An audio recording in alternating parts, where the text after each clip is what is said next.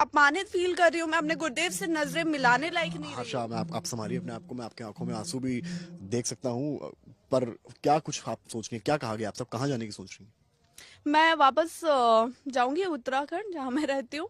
और फिलहाल यहाँ से मुझे लगता है जाने की ज़रूरत है कि इससे पहले कि और ज़्यादा बातें मेरे गुरुदेव तक पहुँचे, और जो मैं बिल्कुल नहीं चाहती हूँ।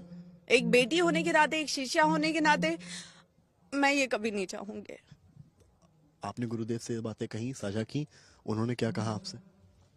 मेरी अभी उनसे बात नहीं हो पाई है, लेकिन कहीं ना कहीं मैं ये समझ सकती हूँ कि वो भी इन चीज़ों से आगत हुए हैं। उन्हें भी हर्ट हुआ है, उन्हें भी दिक्कतें हुई हैं। लेकिन कभी भी हमारे गुरुदेव इतने सरल स्वभाव के हैं ना कि उनको अगर कुछ बुरा भी लगता है, तकलीफ भी होती है, वो कभी अपने बच्चों से कुछ नहीं बोलते क्या हैं। माना जाए कि क्या ये आज आपका यहाँ आखिरी दिन है महाकुंभ में इस बार?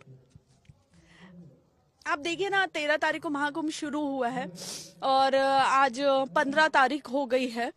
तो मुझे 2-3 दिन में ही यहाँ से जाना पड़ रहा है। जो जो युवा, जो लड़की, जो सनातनी यहाँ पे 1 महीने का सोच के आई थी, यहाँ बहुत से महान तपस्वियों का आशीर्वाद लेने आई थी, अपने गुरुदेव से बहुत कुछ सीखने आई थी, उसे 3 दिन में यहाँ से जाना पड़ रहा है क्योंकि इतने गलत इल्जाम लग रहे हैं। आप बताइए, एक युवा पीढ़ी अगर पाश्चात्य संस्कृति को छोड़ के सनातन संस्कृति जानना चाहते हैं, समझना चाहते हैं, तो क्या ये इतना बड़ा गुनाह है कि उस पर इस तरह के इल्जाम लगाए जाए, उसे रोस्ट किया जाए कि उसे, जो इंसान 30 दिन का सोच के आया था, उसे 3 दिन में यहाँ से जाना पड़ रहा है। ये बहुत ही शर्मनाक बात है पूरे उन लोगों के लिए जो इस तरह की हरकत कर रहे हैं। खुद का निर्णय है जाने का या आपसे कहा गया है? नहीं नहीं, ये मेरा खुद का निर्णय है।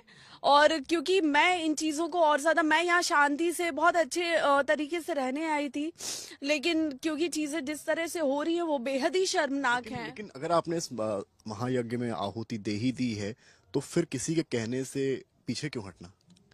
मैंने आपको बताया ना कि जब तक बात मेरे तक थी मुझे कोई फर्क नहीं पड़ रहा था। मैं हमेशा स्माइल कर रही थी, सब चीजें कर रही थी कि ठीक है, जिसको जो बोलना है बोलने दो, मुझे फर्क नहीं पड़ता है। मुझे मेरी इंटेंशंस, मेरी फीलिंग, मेरी भावना पता है। लेकिन जिस तरह पहले मेरे नाम के साथ साध्वी जोड़ा गया, वो बहुत ही गलत था। कहीं ना कहीं वो साध्वी जो एक पद है उसको कलंकित कर रहे हैं आपके, ऐसे ही आप किसी के नाम के भी साथ साध्वी जोड़ देंगे। दूसरी चीज, मैंने क्लियर बताया, मैं एक्टर और एंकर रह चुकी हूँ।